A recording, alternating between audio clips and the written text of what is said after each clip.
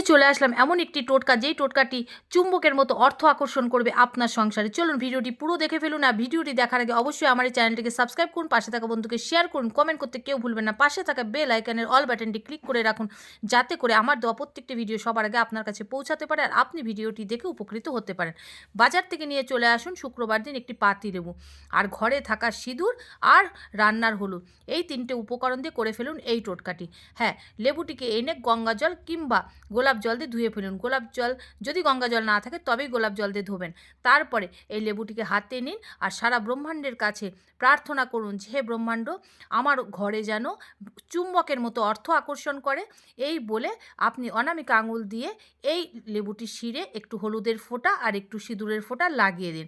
অবশ্যই মনে করে 3 বার প্রার্থনা করবেন, তারপরে সেটি লাগাবেন।